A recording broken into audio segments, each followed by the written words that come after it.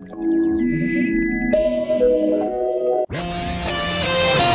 views and comments of the hosts and guests are not necessarily those of the station.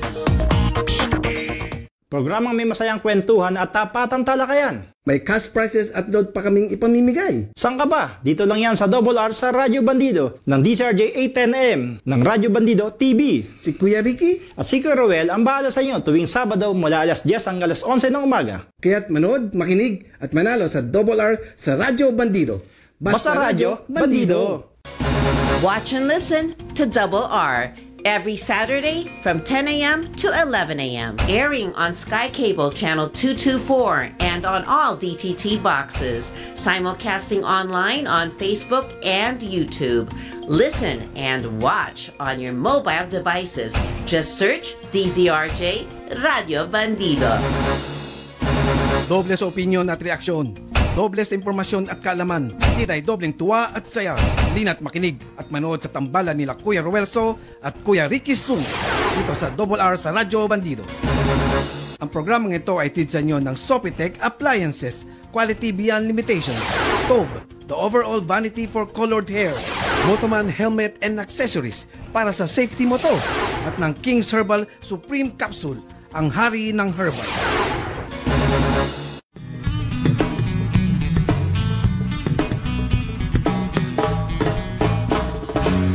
Ako po'y karaniwang tao lamang. Kayo't kabayo, yan ang alam. Good morning, good morning, good morning, good morning. Ay, magandang umaga po sa inyong lahat. It's July 5, 2025. Ang bilis na panahon. 10:01. Oh, good morning Kuya Ruel, ha? Yes, good morning. Na-share na ba? Na-share na ba ating live episode? Paki-follow nyo rin at i-like at i-share tong aming live episode ngayon sa Double R sa Radyo Bandido po. Ayan po ang aming fan page, ha?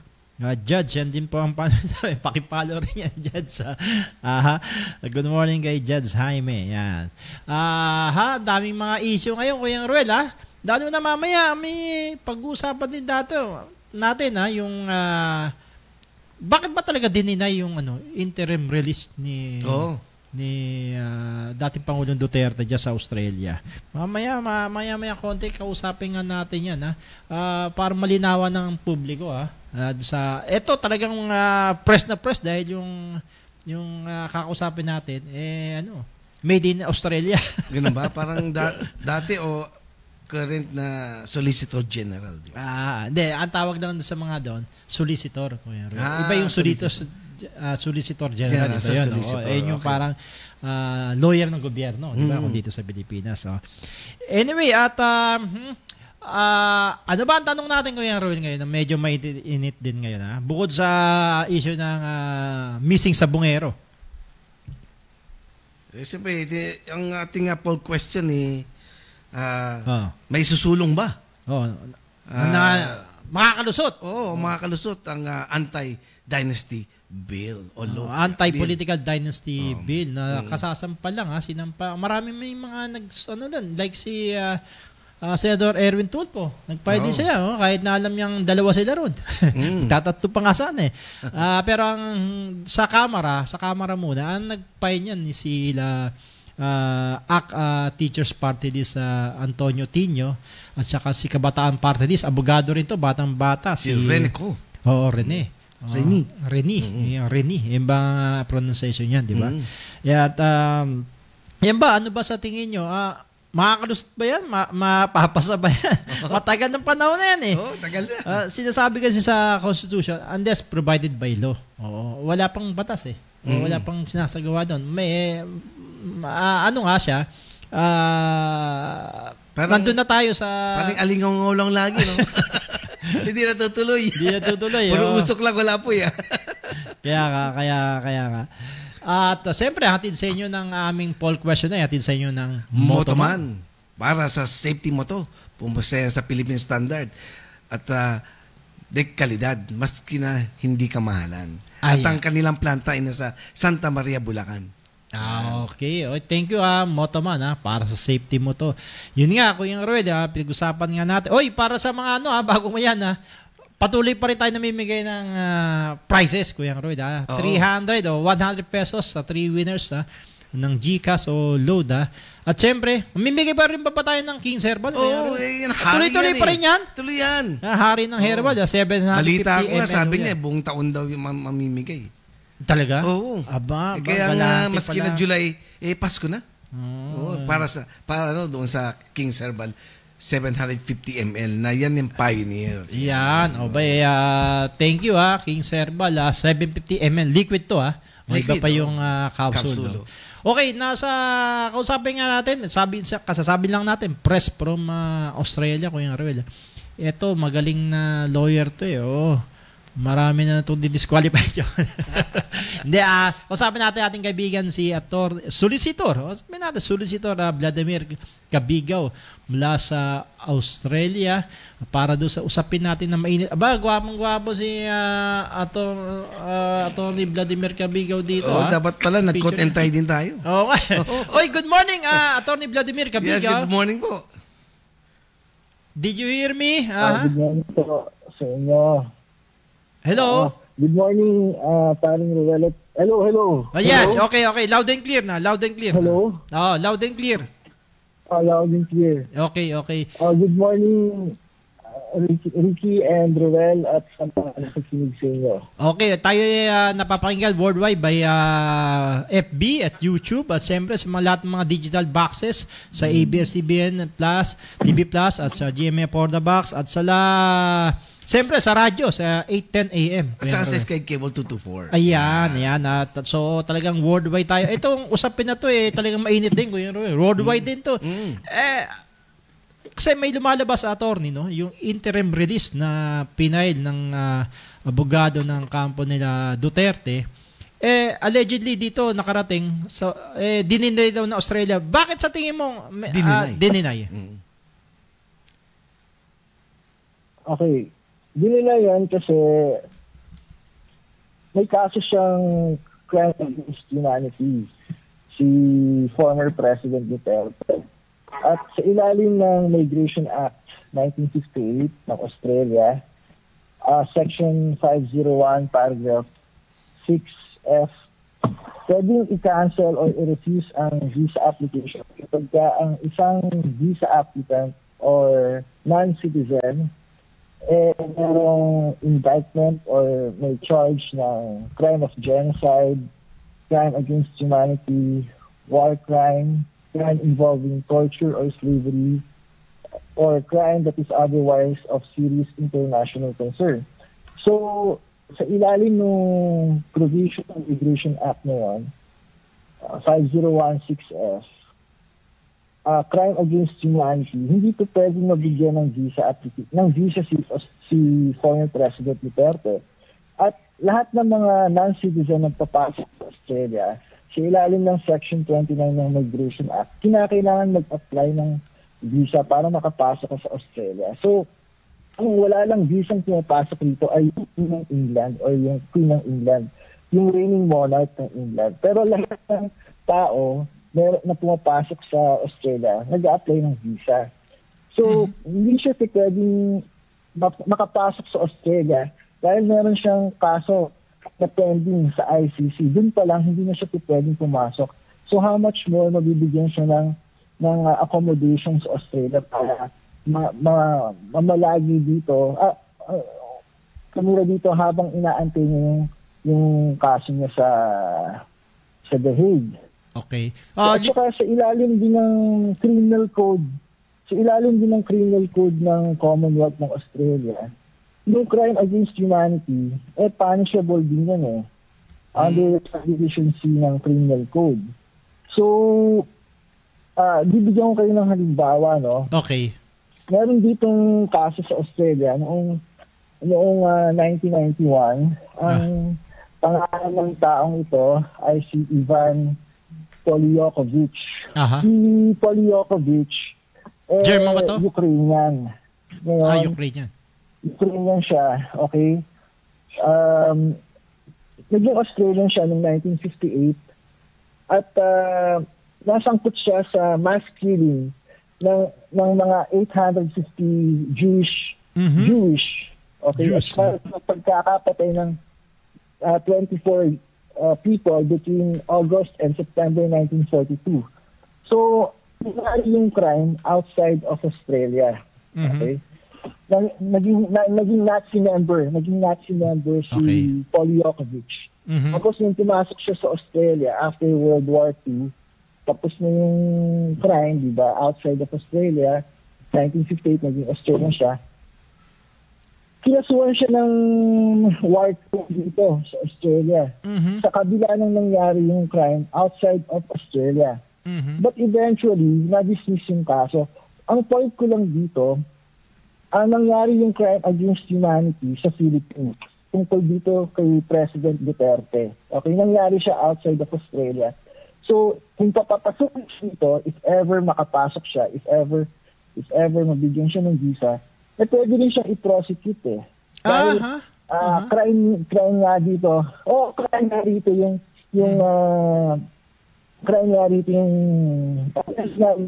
under the criminal code, yung crime against humanity. So, sino ang lalabas na attorney? Pwede rin siyang i-prosecute. Sino ang magiging complainant bali dyan? Australian government? Ganun ba? Kasi party ang Australia sa Rome Statute. Okay. Nag-create ng International Criminal Court. Pero sa palagay ko talaga, hindi siya talaga makakapasa din sa visa application pa lang dahil nga babagsak siya din sa character ground. Sa pagpasok ba niya sa attorney? Attorney Cabigo, pagpasok ba niya sa Australia, 'di ba may pipila pa ba siyang form, 'di ba? Pag parang nagpa-file ka ng COC, 'di ba? Meron bang nakalagay doon na clause na are you ever been charged? Ganun, have you ever been charged? Ganun ba? Meron bang ganun? Meron siyang charge sa ICC. So, linawin natin ang Australia member ng ICC, 'di ba? Attorney Cabigo. Australia member ng ICC, statute. So, ang pwede niya mag-apply mga interim redisposition niya, application niya sa mga bansang member din ng ICC.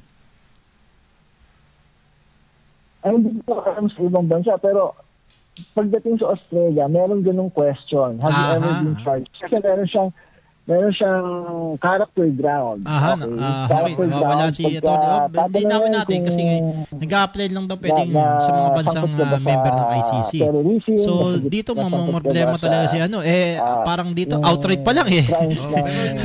Sa atin kasi diba, pwede as possible pagka hindi ka convicted. So, yan, yes ang sagot dyan, automatic refusal yan. So, objective ang assessment dyan. Hindi na tinitingnan kung naging presidente ka ba or anong status mo. Basta objective ang assessment pagka sinagot mo, yes, automatic refusal sa application mo. Outright. Pero may tanong si Kuya Roel natin Sabi niya, hindi pa naman daw convicted. Hindi pwedeng mabigyan dito na. Attorney Cabigo, may tanong have you ever been charged doon pa lang. Ang tanong, have you ever been charged? Hindi naman tinatanong sa'yo, have you ever been convicted? Okay. Have you ever been charged? Okay. So, charging pa lang, madi-disqualify ka na sa application. Parang ganito lang yan, Kuya Attorney Cabigo. Are you a natural born citizen? Parang gano'n na. Pag sinabi mo, Pilipino ka pero hindi ka Pilipino, doon pa lang, post misrepresentation na yon, di ba?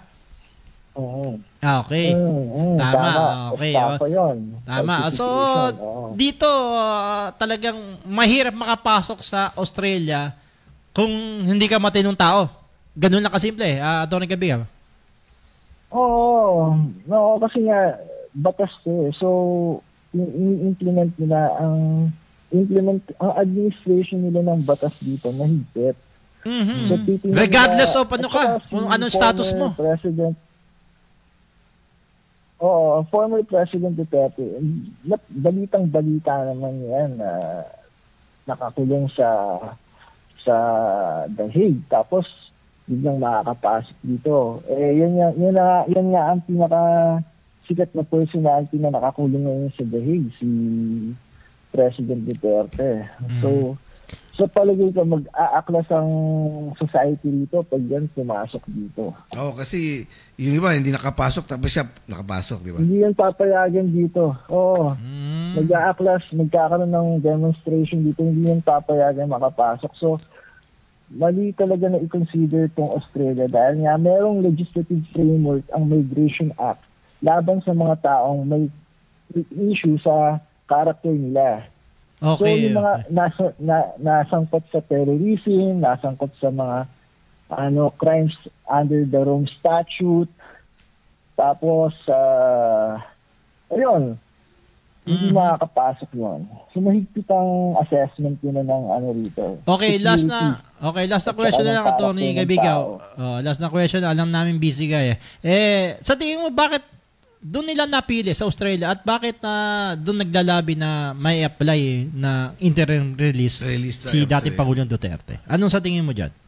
O talagang walang alam yung ano? Hindi ko alam bakit nila napili yung Australia, pero siguro hindi nila na-consider yung provision ng Migration Act tungkol sa character ng visa applicant. So, sa palagay ko, lahat naman ng bansa di ba? May mga ganyan. Sino ba naman ang magpapasok ng tao na magiging threat sa society? Di ba? Tama. So, wala naman. Tama. Right naman, para kang nagpapapasok sa bahay mo eh. Meron kang karapatang tanggihan yung mga taong ayaw mong papasukin sa bahay mo. Di ba? Kung sa palagay mo, malalagay sa peligro yung loob ng bahay mo, ba't ka magpapasok ng mamamatay tao? Ba't ka magpapasok ng magnanakaw? Siyempre, papapasukin mo yung mapagkakatiwalaan mo din sa loob ng bahay mo. Tama. So, ganun din yan dito. Ituring mo to na isang malaking bahay. Okay. Good. Okay, last na ng uli si Atty. Harry Roque, pwede bang pumasok diyan, makapag-apply? Atty. Kaibigaw? Wala pa naman siyang sa pagkakaalam ko, wala pa naman siyang charge ng basta yung under the other than that sa sinasabi mo nga. Pwede siya sigurong makapasok, pero kung mag-a-apply siya ng protection dito, sa palagay ko, hindi rin siya mabibigyan dahil may pending case yung protection ground niya, dapat under the Refugee Convention, dapat ang ground mo ay persecution because of race, religion, nationality, holding of a political opinion, or membership in a particular social group. Kunyari, member ka ng gay community, pina-persecute ka, popular yan sa African mukhang hindi siya papasok dito doon. Okay, tsaka sa ibang Middle East countries. So, kung ang persecution mo, based on that ground, pwede kang mag-apply ng protection visa, pero meron pa rin tinatawag kasi na relocation principle. So, kung pwede kang mag-relocate sa ibang parte ng bansa mo na hindi ka namang mapapersecute, titingnan din yan. At saka titingnan din kung pwede kang protection na ng authorities ng bansa mo. So, ang Philippines kasi, titingnan nila yung country report ng bawat bansa. Titingnan nila yung country report ng State Department ng Amerika. Meron din country report ang United Kingdom. Tinitingnan nila yung profile ng bawat bansa tungkol sa human rights violations. Ang Pilipinas naman, hindi naman ganun kasama ang human rights violations sa mga political dissent Wala namang record. Wala namang pinapapatay na mga hindi naman suppressive ang government ng Pilipinas. Wala namang track record sa ngayon na nagpapatay ng mga decent yan, di tulad sa Myanmar. Pagka tumutol ka dun sa military government nila, pinapapatay talaga. So, sa palagay ko, kung mag-a-apply siya ng protection visa rito sa Australia, hindi rin magiging successful or mahihirapan siyang i-establish kasi tinitingnan yung country report tinitingnan yung country report. Pinagbabatayan nila ng matibay, ng matindi yung country report na nagmumula sa US State Department, sa UK Human Rights Watch, Amnesty International, at saka yung iba pang mga organizations. So kino-consider lahat yun. Ng human rights sa mga bansa. Okay. Kasi ang kaso ni Kuya Roel, ang kaso ni Attorney Roque, human trafficking. Na medyo meron siyang warrant dito. At Nobel yan. Kung human trafficking yan, meron siyang kasong ganun, hindi rin yung uubra dito dahil isa pa yan sa tanong Kasi modern slavery yan. Ano yan? Transnational organized crime yan. So automatic din. Hindi siya makakapasok dyan. Sabigat na kaso yan. Paano siya So kung gano'n ang mga kaso ng mga taong nag-a-apply, automatically refused yan. Okay. Human trafficking. So matindi pala talaga. Mga batas ng Australian government. Salang-sala lahat ng mga nakakapasok dyan, Kuya Ruel. Pwede kaya tayo dyan, Kuya Ruel. Bawal ba gwapo dyan, Kuya Tony Gabiga? Super gwapo lang daw, bawal. Hindi, nakapasok ako Okay, maraming salamat Kaya gusto ko sa iyo, Tony Vladimir Gabiga from Australia. Maraming salamat sa iyong panahon at paliwanag at naliwanagan ng mga publiko. Press from Australia. Yes. The interim release talagang hindi pwede base doon sa apat na kondisyones na ng batas ng immigration, yung the crime of genocide, the crime against humanity, a war crime, a crime involving torture at slavery, at a crime that otherwise serious international concern. Pasok na pasok dito. So kasama yung human trafficking, di ba? Kasi transnational crime din yun. May separate provision dyan, human trafficking.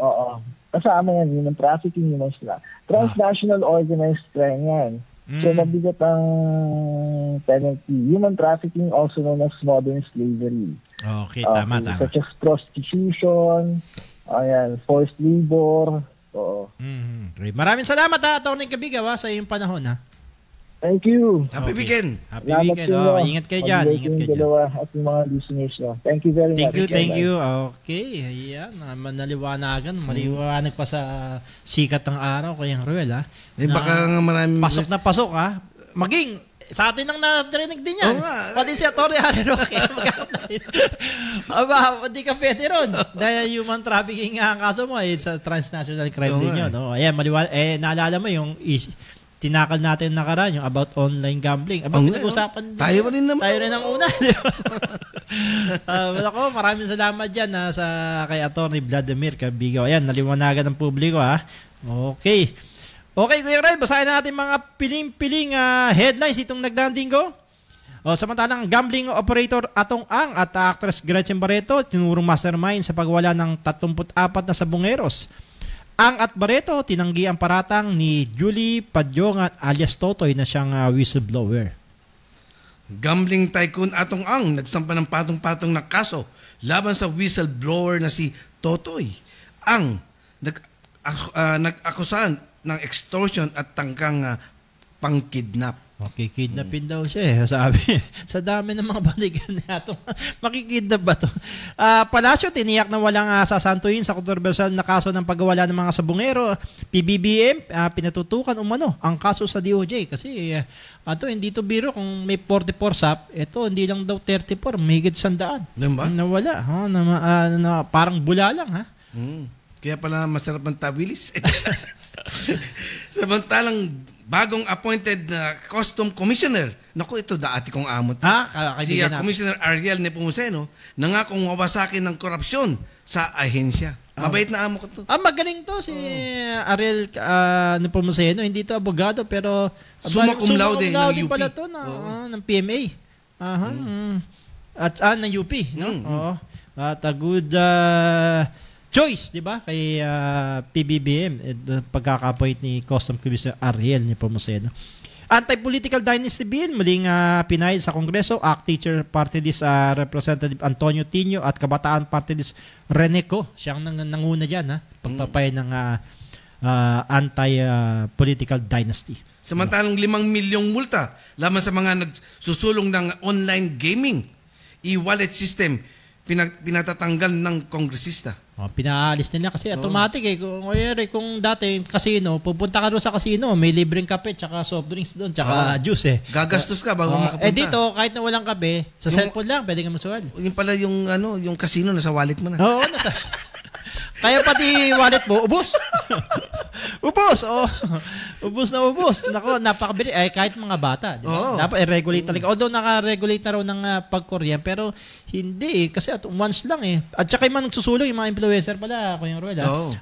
Actually, bawal na bawal sila doon. Dahil kung illegal yung pinasok nilang pinususulong nilang kasapakat din sila doon ayon sa kasi yung sigarilyo, alak, di ba? Bawal mo na i-add, di ba?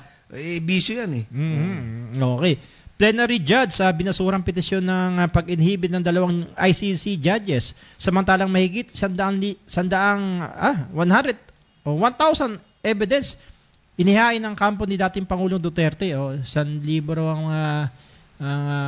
ebidensya niya. Tingnan natin. Dami na. Mga nanloloko o nagpa-prank sa call 911 hotline dahil sa patawan ng mas mataas na parusa ayon sa DILG. Umabot na sa mahigit na 900 ang nagpa-prank call sa 911. Kulang na lang. Ma-check na lang yan. Dapat ma-check yun, di ba? Kasi ito, emergency. Hindi mo pwedeng, hindi biro to. Di ba? Paano kung may importante talagang tas nasisingitan ng mga prank call, di ba? Oo.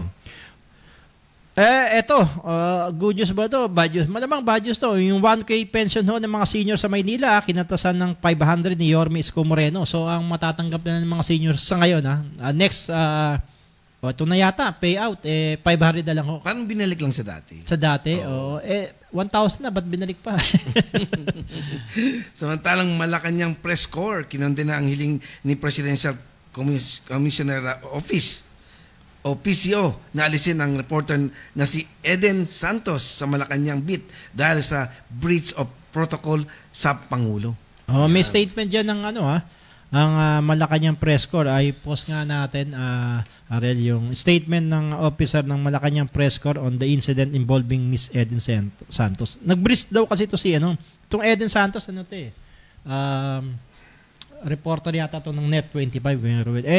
May isang insidente na alam mo yung nagsunog si Pangulong BBM ng mga droga. Parang pagtapos doon, subingit siya. Dumapit siya imbis na dapat na sa area lang ng mga reporter.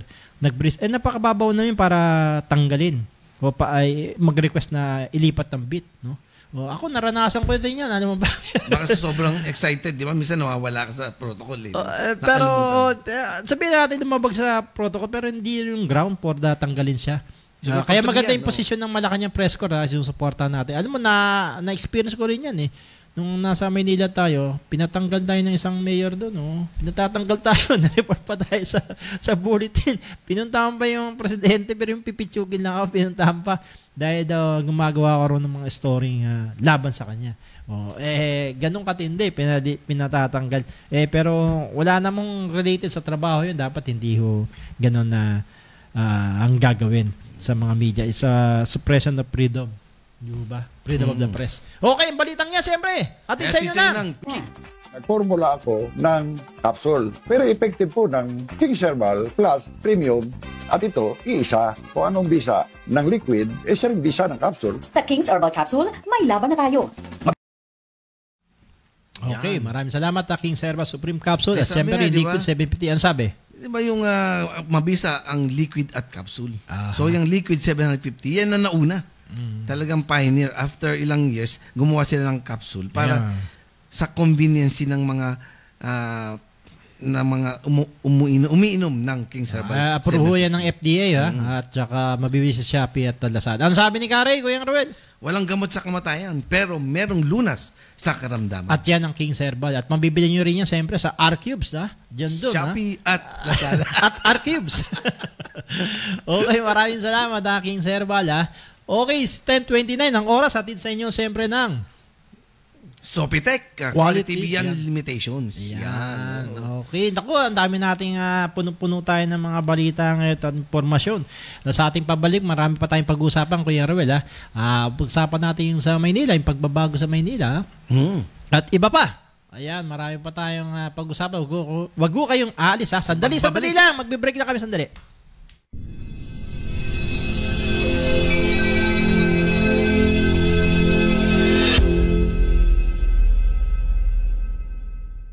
Hi, I'm Nicole Jacinto. Join us on Healthline with Makati Med as we discuss the latest health and medical topics with doctors from Makati Med.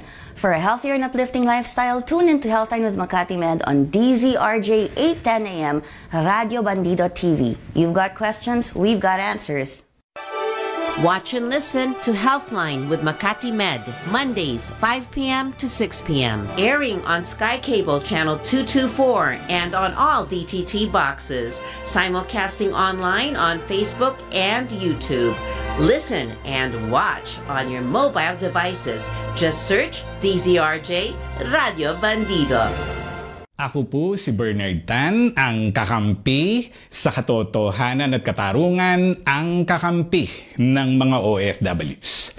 Samahan niyo po ako dito sa DZRJ 8:10 a.m. sa Radyo Bandido TV at syempre sama-sama po nating labanan ng mali at ipaglaban ang tama. Watch and listen to Kakampi, Monday to Friday, 6 p.m. to 7 p.m. Airing on Sky Cable Channel 224 and on all DTT boxes. Simulcasting online on Facebook and YouTube. Listen and watch on your mobile devices. Just search DZRJ Radio Bandido. Programang may masayang kwentuhan at tapatang talakayan. May cash prizes at load pa kaming ipamimigay. Saan ka ba? Dito lang yan sa Double R sa Radyo Bandido ng DZRJ 8:10 a.m. ng Radyo Bandido TV. Si Kuya Ricky at si Kuya Roel ang bahala sa inyo tuwing Sabado mula alas 10 hanggang alas 11 ng umaga. Kaya't manood, makinig at manalo sa Double R sa Radyo Bandido. Basta Radyo Bandido. Watch and listen to Double R every Saturday from 10 a.m. to 11 a.m. Airing on Sky Cable Channel 224 and on all DTT boxes. Simulcasting online on Facebook and YouTube. Listen and watch on your mobile devices. Just search DZRJ Radio Bandido.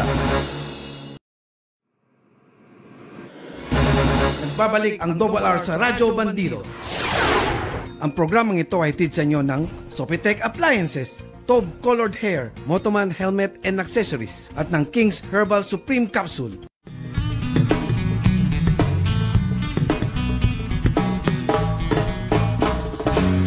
Ako po'y karaniwang tao lamang. Kayod ka ba? Yes, 10:32 na po ng umaga. Ang oras na ito ay hatid sa inyo ng BTS Blue Top Shirts, 100% cotton, mabiblihan sa mga tindahan sa Divisoria at Baclaran. Ayan, thank you BTS. O nga pala, Kuya Roel, ang kaibigan natin si Atty. Alex Lopez, busy sa PRA, itong Philippine Reclamation Authority, at nagkaroon ng isang convention dyan sa may Baguio City, ginanap yan. At ito ay para sa second quarter status report nila. Discussion to ng mga general manager at board of directors para sa mga priority programs nila dyan sa PRA. Alam mo, magkakaroon ng monorail dyan sa area ng reclamation site area. Particular just may sa MOA. Malaki kasi yan eh. Oo, malaki yan. So, ang daming pang mga proyekto si Atty. Alex Lopez na naiisip dyan sa Philippine Reclamation Authority. Good job, Atty. Alex Lopez. Sa balita ko, maganda daw ang naging income generation. Number one nga income yan. Tinalo pa yung mga private sector. Kaya congratulations, Atty. Alex. Ayan. Good job po, Atty. Alex Lopez. Pinarating din sa atin ng mga iba pang mga kaibigan natin dyan. Magaling na opisyal sa administrasyon ni PBBM. Okay, sa ibang balita, Kuya Roel, sa Maynila, binanggit nga natin na kinaltas na Wala pang naglalabas nito, Kuya Ruel, ha? Ano? Yun nga, yung 5,000 na unang pinropose na nabigyan na, natanggap na. No. Ikaw pa, okay ba sa'yo? Natanggap mo na 1,000, binangkakata sa isang ng 500? Diba? Ito yung sa City Council na video na nung inaprobahan nila. Program of the city, appropriating funds thereof and other purposes. I move to tackle on the floor for second reading this said ordinance. There's a motion to tackle on the floor and said ordinance. Are there any objections? Hearing none, motion is carried.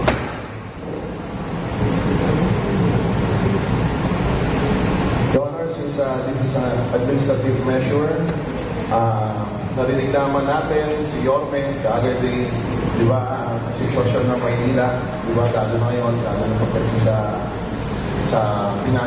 pang-financial natin at alam natin nagkakahirap ngayon. At siguro self-explanatory din dahil nasabi na rin niya kung ano yung mga Sinasabi self-explanatory dahil wala raw pera. No, walang pera ang Maynila. Hindi, di ba sabi nga maraming utang di ba? Siguro sinasabi ron na kaya binabalik nila, yun ang dahilan nila. Baka, kaya, siyempre, titignan mo rin kung ang budget hanggang doon lang, ba't mo pipilitin ibigay? Baka, hindi mo, di ba, let's say, ilan yan? Baka ilan lang mabigyan pag 1,000. So, ginawa nilang 500 para lahat talaga ma-satisfied. Kasama ka na ba ron, Kuya Roy? Hindi pa. Sa October pa. 29 pa lang ako. Ikaw talaga. Layo pa It's 10:36 na po ng umaga.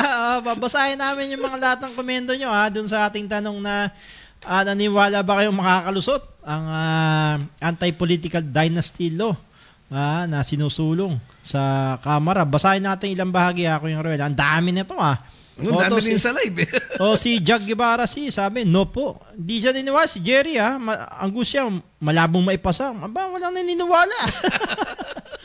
Si Ellen Espedido, malabo yan. Ni Mesia Angeles, sana ipasa nila kaso malabo.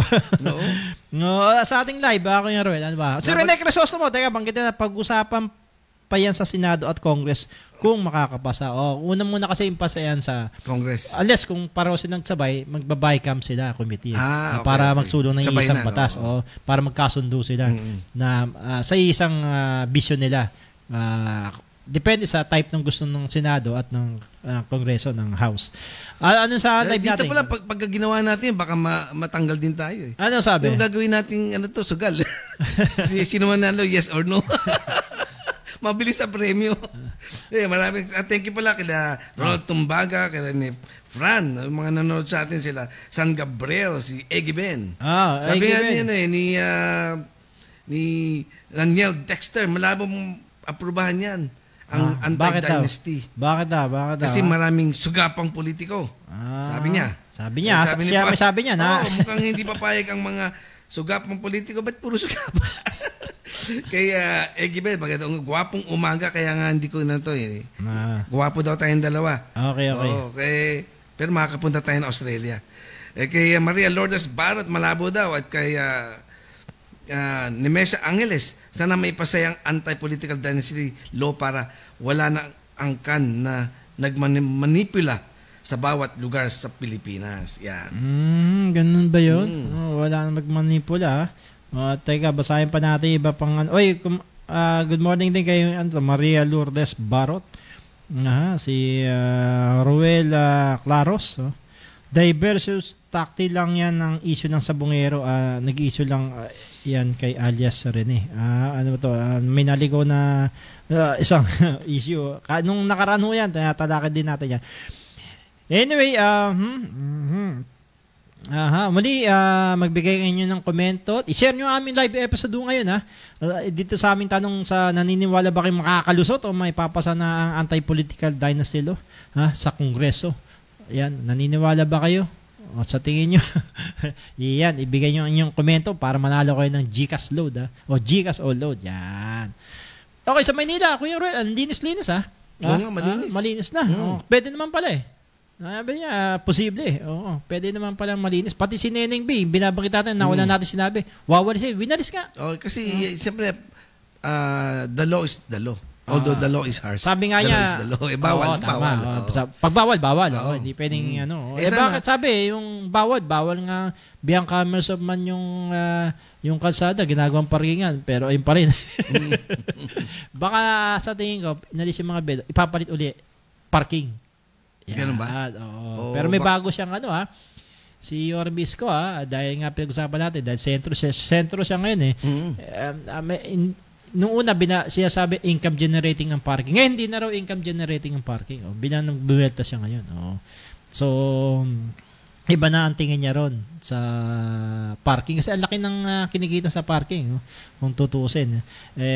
Ngayon, tingnan natin, malinis yung kalsada. Lahat, 'di ba? Tinupad naman niya. Pag nagsimula siyang maglinis Pero challenge sa kanya 'yan. Bakit? Kasi sabi niya pag nangako siya, talagang yun na tignan natin kung talagang hanggang matapos ang termo niya. Nasasangla yung laway niya. Bakit nangyari daw? Ba't iba nangyari? Anyway, at marami pa siyang at saka yung itong gusto ko rin sa kanya, Kuya Ruel, pero naman kay Yorme Isko Moreno, yung muffler, yung mga may ingay sa motor, two-stroke ba yan? Ano bang hindi tayo nagbumotor, yung talagang pa? Yung maingay, di ba? Yung inaano pa nila. Meron silang certain decibel. Yung tawag doon, Kuya Ruel, yung inaano pa nila, kasi wala tayong motor. Yung gigigilan pa nila na kaya maingay, di ba? Tapos pag nakaparada pa, lalo pang nire-revolusyon. Yun, nire-revolusyon. Yung exempted do dyan yung mga big bike daw, malalaki. Pero big bike kasi, talagang naka-assembled na yan. Ito, kinakabitan pala ito at mahal pala nung kinakabit na yun. Kasi yung big bike, pag binili mo, yun na yun. Yun na yun. Hindi kagaya ng mga maliit, binili mo. Mga scooter. Kinakabitan no? Nilalagyan nila para umingay. So, intentional yun. Intentional. So, ang mahal pala nun. Aabot pala ng 15 o 50,000. Umaabot yung ganong klaseng map. Ganun ba? Oo. Gumagastos ka ng 50,000 para mag-ingay lang. At may mga nahuli na pinatanggal lang naman, hindi niya hinuli. Yung mga muffler na yan. Talaga napakaingay ho niyan ng mga motor na yan. At good job. Di ba? Hindi, tsaka lang isa pa. Nakita ko lahat ng mga lumalampas sa pedestrian, pinapagalitan niya. Which is tama. Alam mo, minsan itong mga nakamotor, hindi ko alam, dapat yung mga NCAP, lahat ng pedestrian meron Kasi tumatawid ka na, habulin ka pa ng motor. Unahan ka pa. Nasa gitna siyempre wala kang kalaban naman pag nabangga ka, di ba? Parang sila lang may right of way. Diyan kasi nasakop na yung pedestrian. Yes, di ba? Pagka nasa intersection, naka-stop, hindi nasusunod yung yellow lane, di ba? Na keep intersection open. Pangalawa, yung nandoon sila lahat sa... dapat dyan, Kuya Ruel, mag-seminar. Dapat, Di ba? Mag-seminar yan. O kaya, baka naman magpakulay na sila ng buhok. Kaya nga, parang hindi na makilala. Yan, ang Tob hair color. The overall vanity for colored hair. Mabisang ang pangkulay ng buko yan. Yan ang Tob hair color. Pero for the first few days, pinangaralan ni... parang pinagalitan lang ng konti ni Yorme doon sa mga nakaparada o nakahinto sa mga pedestrian. At saka although pinatutupad na ito talagang gusto niyong paigtingin yung 4 o'clock na curfew. 10 to 4 a.m. Kaya nga umikot curfew, siya. Di ba? At may nahuli na raw ng mga bata Pero sinuli lang. Pero may batas ordinance kasi dyan Magulang napangat nung offense yata, yung magulang na i-arrestuin, ikukulong. Actually, dati, nung during kay Lolo Marcos, Ferdinand Marcos, kami, takot kami lumabas. Bakit? Inuhuli kami. May curfew kasi? May curfew talaga. Hindi kasi during that time yata, Kuya Ruel, Marcelo. At nalip lang yata yan 1977 o 78 after the Batasang Pambansa election. So, yun nga, mahigpit na mahigpit. Pero ito nga talagang pangunahan ng DSWD ni Jay De La Puente. Tama pag-ikot. Kasi tama kasi gugulo maingay. Minsan gabi na. Yung parang kala mo, sila grupo-grupo, nag-aaway pa, di ba? Sa gabi. So, tama rin. So, good job din yan sa mga ginagawa ni Yorme Isko Moreno. Tingnan natin at mga susunod na kabanata. Ano pa bang pero yung mga akusasyon niya matitindi. Kaya ito ang dahilan. At sabi nga niya, ito rin mabigat na ano natin na hindi raw nagbabayad ng mahigit sa Meralco, sa internet, parang more sa than 100 Maynila. millions. Oo, ang di raw nabayaran ng nakarang administrasyon. Totoo kaya to? Sabi, bukas tong ating estasyon, Kuya Ruel, na para pakinggan naman ang panig ni dating Mayora Hanil Lacuna. Tayo naman both sides eh. Oo, kasi, di ba kung hindi, sabi nga, may kasabihang silence means guilt. Pag tahimik ka raw, guilty ka eh. Hindi siya nagre-react, ilang araw na. Dapat magsalita siya. Oo, kasi ano rito? Wala ka na rito. Wala nang political career mo kung babalik ka pa. Kung hindi mo papaliwanagan. Sabi mo, silence means yes. Oo. Naalala ko, di ba yung nanligaw ka, sabi, hindi sumasagot yung mga bahay. So, ayan, kasabihan daw. Hey, happy birthday kay Arthur Tolentino. Pagbati mula sa MES Batch 72 at kay Mirna at Vil Tolentino ng Mayto, Kalumpit. And siyempre, huwag natin kalimutan na advance happy birthday sa ating kasama dito si Rina Tolentino. Ayun ba? Oo, at saka siyempre, advance happy birthday din sa paborito kong pamangkin kay Aiko Tan. Oy, Rina Tolentino, magparamdam ka naman. Happy birthday, Lilibre ko siya ng pagkulay ng buhok. Madam Rina Tolentino. Sa ating tanong muli, itong kung naniwala ba kayo mapapasa ang anti-dynasty law, ito si Cherry Silim. I think hindi yan papasa sa dami ng political dynasty na nakaupo. Ayan, si Marlon Monreal, sabi niya, it's God's perfect time. Hindi pa ngayon. Kailan pa kaya? Kailan pa kaya? Si Maria Katrina sabi, naku, sa Pinas pa akala mo pag-aari nilang posisyon at Pilipinas dito, natakbo sila hindi para magdingkot kundi makinabang. Yun ang akusasyon ni Makatrina. Ang suki natin si Resty Manny, sana nga makalusot ng problema, sila gumagawa ng batas. O nga, paano mo magagawa yung anti-dynasty kung ikaw mismo gagawa, yung mga kamag-anak ko nakaposisyon? Parang hirap Parang conflict of interest to. Si Mark Perez, malabo pa sa sabaw ng pusit. Aba, sabaw ng pusit may team eh. Hindi may papasa yan, sabi niya. Si Daisy Rogero, malabo yan kasi sila lang nasa posisyon, karamihan. Ito si Edby Trabaho. Naku, mga nasa kumukulog na ho rito sa aming lugar. Ingat-ingat na, madilim nga. May bagyo bang papasok? Meron daw itong buwan na to, 3 papasok. Naku, ingat-ingat to. Si Edby Trabado, kaibigan natin to, di ba Kuya Roed? Sabi niya I think na marami pa rin po sa kasalukuyan na nasa Congress na practicing political dynasty. At si Brun Min, kung hindi man may pasa, tayong mga batante na lang ang mag-isip ng matino. Sabi nga, thank you pala kay Roel Claros. Sabi niya, tulad din pala kayo ng pulso ng sambayanan ang programa nyo, kaya isasama ko kayo sa nasusubaybayan. Yan, thank you. Thank you. Okay, 10:47 na po ng maga, ang oras natin sa inyo ng Creative Nail Last Salon na matatagpuan niya sa may Scout Alcaraz. Tawagan niyo sila 0927-395-31 at 0 para sa iyong appointment. Creative Nail Last Salon. Malapit yan sa Banawe, Kuya Ruel. Sa mga gustong hindi lang nail last ang ino-offer nila. Pati massage. Massage, meron. Kaya nga, sa birthday ni kasamang Rina Tolentino, libre ko si Jan. Libre mo si Jan. Ayan kung nakikinig ka ako na lang magmamassage sa kanya. Libre rin, pero bago ako magmassage, dapat magtrabaho muna ako dyan. Kasi hindi pwedeng outsider. Hindi magsusot ako ng uniform. Wala kang know-how. Dapat alam mo kung saan mga vital points. Naku, expert tayo dyan, Kuya Ruel.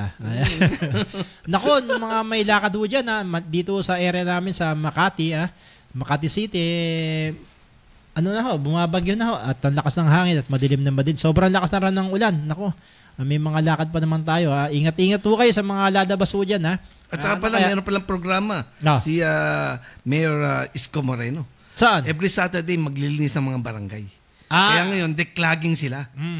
Tama naman kasi. Nilang ko to sa niya. Hindi parang harap pag-gobyerno yun dahil padilinis pa lang. Ako, naniwala naman akong okay yan. Kasi maganda pag paningin mo, malinis maliwalas din yung pag-iisip mo. At saka yung mga tao, Siyempre, pagka masyadong madumi yung lugar, ay, di ba, tapunan eh. Pero pag nakita malinis, mahiya ka magtapon. Ayan. Di ba? Totoo yun. Oo. Pero merong talaga makakapala mo ka, magtatapon mo rin.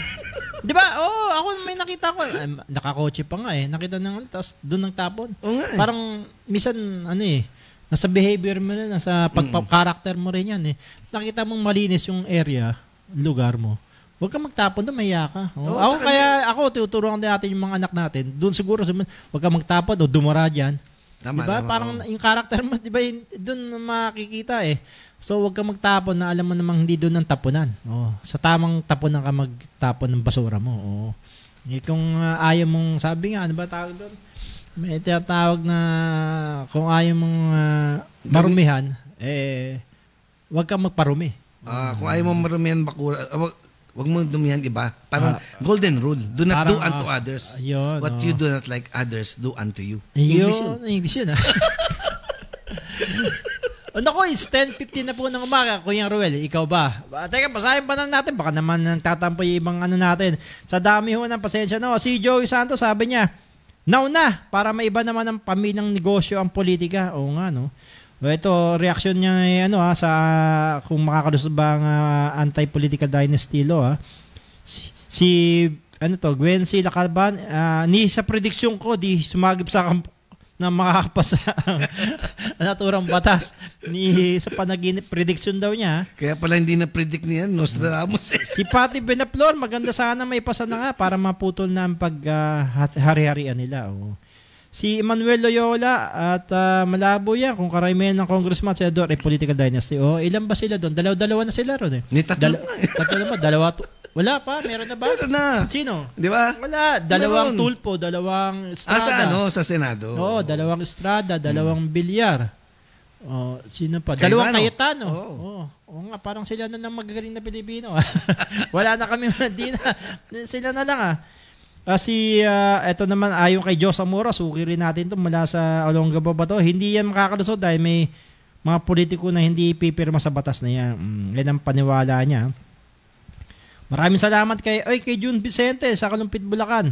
Maganda ang makapasa, subalit dahil ang mga gumagawa ng batas mismo ay kasama sa dynasty. Oo nga, mahirap nga yatang maipasa, pero depende yan base sa kanilang konsensya. Maraming salamat sa mga na nagbigay ng opinion, si Vanessa Miranda, si Jade Morales, si Joanne, si Enrique Vista, si Grace Angela Rojero, si Jeffrey Tan, at si Jason Abolencia, at si Nathaniel Dexter. Yan, maraming salamat sa inyo sa mga inyong mga binigay na komento at reaksyon sa aming fanpage sa Double R sa Radyo Bandido. Kuya Roel, ikaw ba sa tingin mo sa oras na 10:52 sa tingin mo ba makakapasaya yung anti-political dynasty law na yan na sinusulong ngayon? Ito, pakinggan mo sagot ko. Anong sabi mo? Lahat ng nabasa natin hindi makakapasa eh. Susunod na lang ako.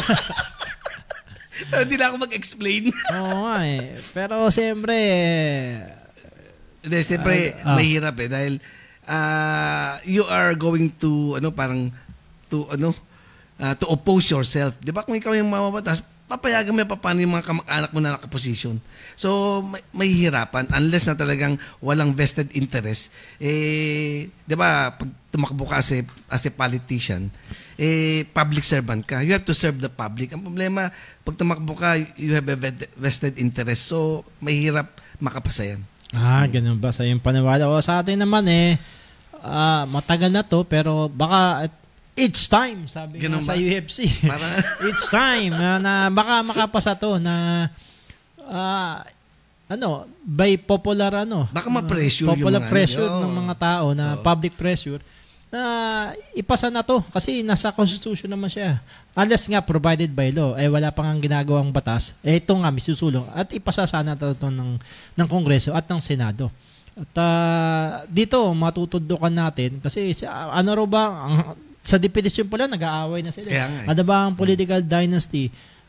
Ito ba pag yung anak, pagkatapos ko ba yung anak ko bawal ba o yung sabay-sabay? Sabay-sabay. Ayun ba? Tapos may contention pa sila na sabi nila nasa tao na hayaan mo willing kung yun ang binoboto nila. Yun daw. Depende raw sa tao na ang botante na raw magdidesisyon. Pero hindi kasi habang nasa posisyon kayo, nagagamit mo yung resources, no? Na para ikaw ang pamilya mo pa rin iboto na yon. Oh. No, kasi dapat naputol na. Gagawa ko ng budget. No. 'Di ba? Tatay ko yung nakaupo na mas mataasan. Pupirma yun. 'Di ba? Kung siyempre ka-questionin yun, 'di ba?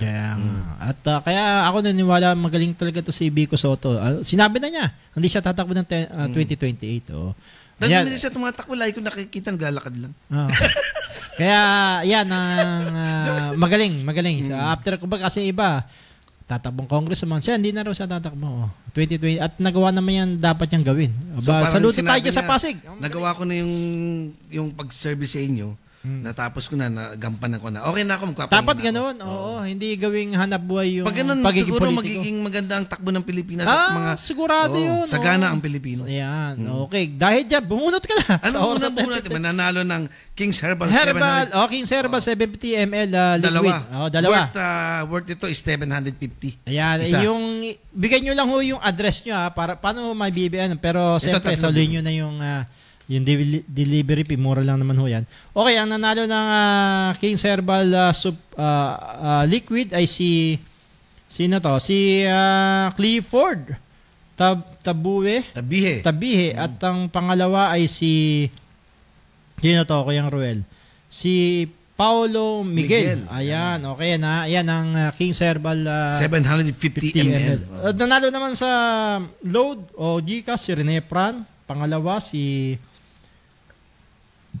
Mark Perez. Parang artista, no? Parang artista. At ang pangatlo ay si Melinda Abolencia. Yan. Direct message yun lang kami sa aming fanpage sa RR po sa Radyo Bandido. Doon kayo magme-message hindi sa DCRJ. Although i-like nyo rin at i-follow ang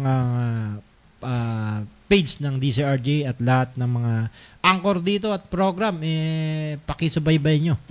Siyempre dito sa atin sa RR sa Radyo Bandido.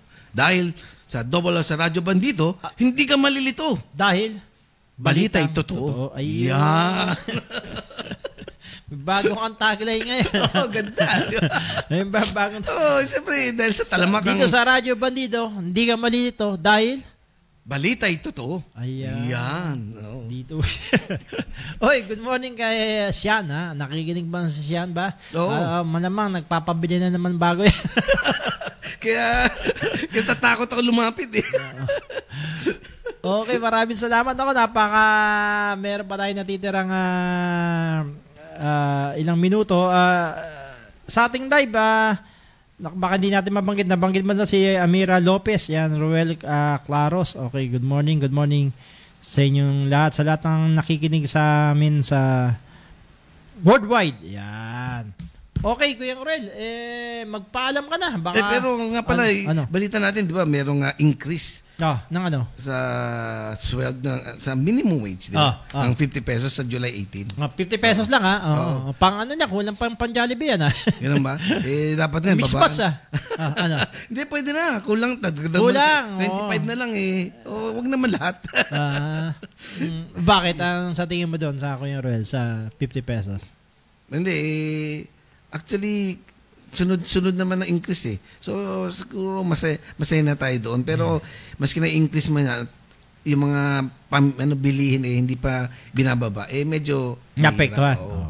Okay, maraming. Nga pala, may mga programa pala na gustong, dapat yung mga basic commodities talaga, walang taxes, di ba? Ngayon, kuryente at saka meron makasana mawala na rin yan. Ayan ang isulan ng mga bagong kongresista. Okay, paalam ka na, Kuya Ruel. Sa lahat naman nakikinig sa amin, okay, magkasawa every Saturday, 10 to 11 a.m. po.